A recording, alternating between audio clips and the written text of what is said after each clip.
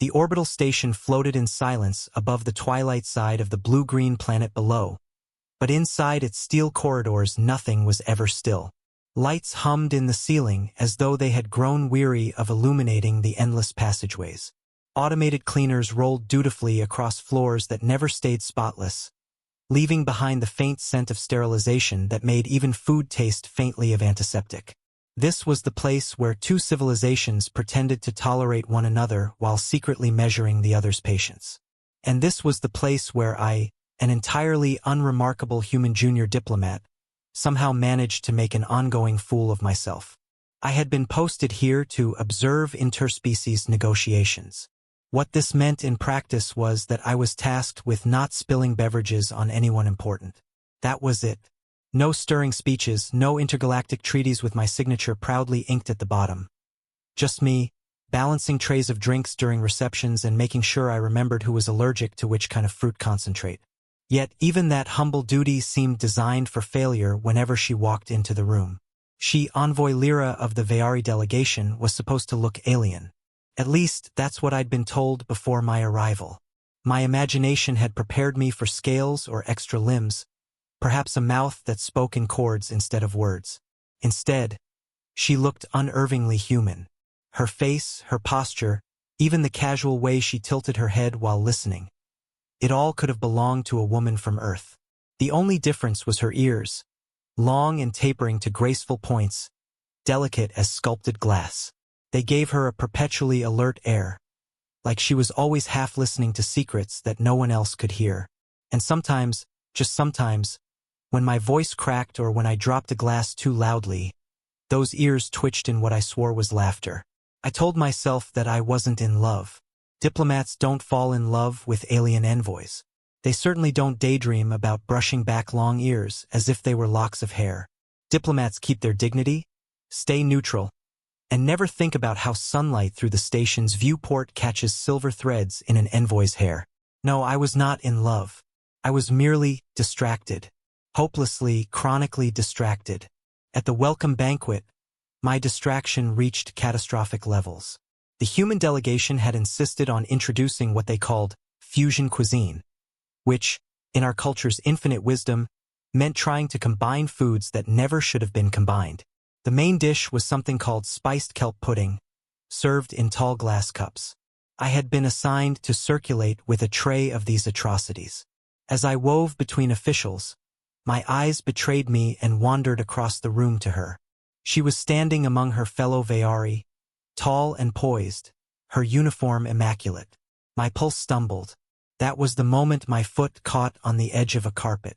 In one smooth motion, if smooth could describe a human hurricane, I stumbled forward, the tray tilted, and the nearest ambassador was instantly baptized in pudding. The silence that followed could have rivaled the void of space. Every eye in the room turned to me, except hers. She didn't look at me with horror or irritation. She bit her lip, those long ears twitching in unmistakable amusement. And then, while the ambassador screeched about kelp stains on imported silk, she tilted her head toward me and whispered something to her aide. The aide chuckled, which meant she had definitely noticed me. Fantastic. By the next day, the incident had already achieved legendary status.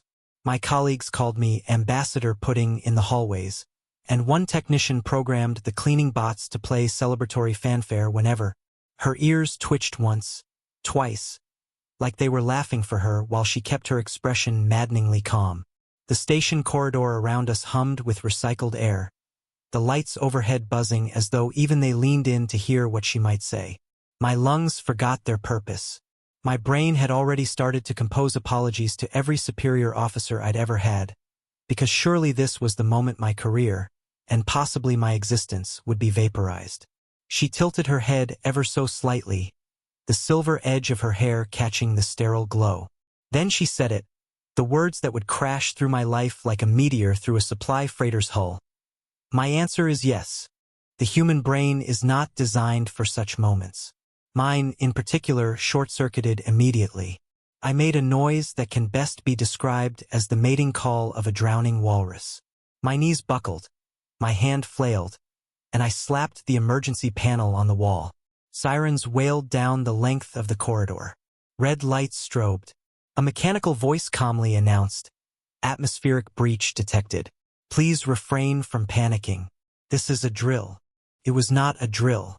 At least not until I triggered it. Crew members sprinted into the hall, sealing hatches, pulling on oxygen masks. One officer shouted at me, "Where's the breach?"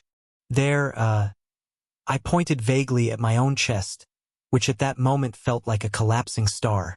"Internal breach. Personal systems failure." The officer stared. "Lyra, Envoy Lyra," I corrected myself with a kind of desperate dignity. Watched me with those steady eyes and said, "He needs oxygen. Quickly." She was not wrong. By the time the alarms were reset and the technicians realized there was no actual hull breach, rumors had already outpaced the speed of light. Half the human delegation believed I had proposed marriage in the corridor and been accepted. The other half believed the Veari had triggered the alarm as some form of alien courtship ritual. Both sides, for once, agreed on one thing: it was my fault. At breakfast the next morning, my colleagues refused to sit with me. One muttered, "Do you have any idea what you've done?" "Yes," I said, chewing my toast with a defiance I did not feel. "I've single-handedly advanced interspecies relations." "You've single-handedly endangered them," he hissed back. "The Veari Council is furious. The Human Alliance is panicking. The only ones enjoying this are the station gossip feeds." I didn't need him to tell me. My personal console had already been pinging with news alerts. "Human envoy accepts forbidden proposal." One headline shouted, "Is love stronger than law?" Another asked, accompanied by an unflattering still image of me mid-walrus noise. And yet, for all the chaos, Lyra didn't seem upset. Quite the opposite. When I stumbled into the observation deck later that evening, hoping to hide from humanity at large, I found her already there, watching a nebula swirl in distant colors that looked like spilled paint across the black. "You," I said accusingly. "Me," she confirmed. "You said yes." "I did." "Why?" Her ears angled slightly forward, like antennae picking up frequencies my clumsy human senses couldn't. "Because you wished it, and because I found it amusing." She glanced at me sidelong. "And because you are the only human on this station who has not tried to impress me with speeches or gifts. You stumble, you spill, you make noises I don't think your species has documented yet.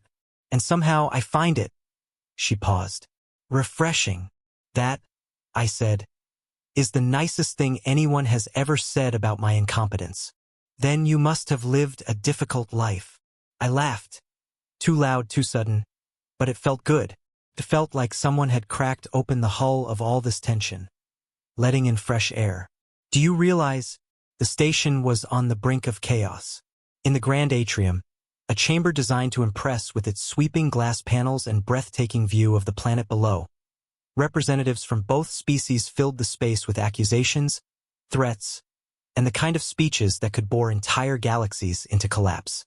Human ambassadors declared I had violated interspecies agreements. The Veari Council proclaimed their envoy had broken sacred custom. The translation system struggled to keep pace with all the shouting, turning half of the speeches into nonsense like breach of carrot laws and violation of honorable sandwiches. And in the center of it all, somehow I was standing with her. Lyra. Her long ears were angled forward, alert, proud, gleaming in the artificial light. She hadn't left my side since the corridor confession that had set the station ablaze with rumors. For days we'd endured counsels, questions, and even the occasional death threat disguised as polite correspondence. I was exhausted, terrified, and yet, strangely enough, I was smiling. Because she was smiling, and if she could find humor in this interstellar disaster, then maybe so could I. The human ambassador bellowed, "This union, if such a word can even apply, risks destabilizing every fragile treaty we've built." The Veari High Speaker snapped back, "Our laws forbid intermarriage for good reason. The last time such a bond was attempted, it led to 3 wars, 2 plagues, and an opera so terrible our ancestors banned the very instruments used in its composition."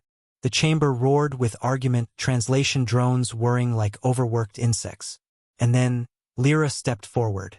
Her voice was calm, cutting clean through the din. "You are all correct," she said. "This union violates every law, every treaty, every expectation, which is exactly why it must be allowed." The room fell silent, confused. She let it stretch, then added, "Because if a clumsy human diplomat and an alien envoy can find common ground, then what excuse do the rest of you have?" I swallowed hard. That was my cue. I had rehearsed speeches, but all of them seemed suddenly ridiculous. So I did what I did best, improvised badly. "Look," I said, stepping up beside her. "I know this looks insane. Believe me, no one is more surprised than I am. Especially since I'm not really what you'd call an ideal partner. I'm a walking catastrophe. I once tripped over a stationary chair. I can't even stand near a pudding without weaponizing it. And yet," I paused, heart pounding. "She said yes. She said yes when she could have laughed at me, ignored me, or reported me for interstellar misconduct. And maybe that means something bigger than both of us. Maybe it means your laws aren't protecting peace anymore, they're suffocating it." The human ambassador tried to interrupt, but Lyra raised one elegant hand. "We are not asking for permission," she said. "We are offering proof. If love can exist across borders this wide, then perhaps your treaties are not as fragile as you think. Perhaps they are simply outdated." A murmur rippled through the chamber. Some shook their heads, others whispered furiously. And then, to my horror, one reporter shouted from the sidelines, "Are you two officially married then?" Every camera in the room swiveled toward us. Lyra's ears twitched. She turned to me, the faintest hint of mischief dancing in her eyes. "Well?" she asked. My brain screamed at me to faint, run, or at least stall for time. But my mouth betrayed me. "Yes," I blurted. "Yes, we are." The atrium erupted like a reactor breach. Shouts, gasps, arguments in 3 languages. And then, unexpectedly, laughter, first from the human technicians in the back, then from the Vayari aides who had been trying to look invisible. It spread like fire in ox.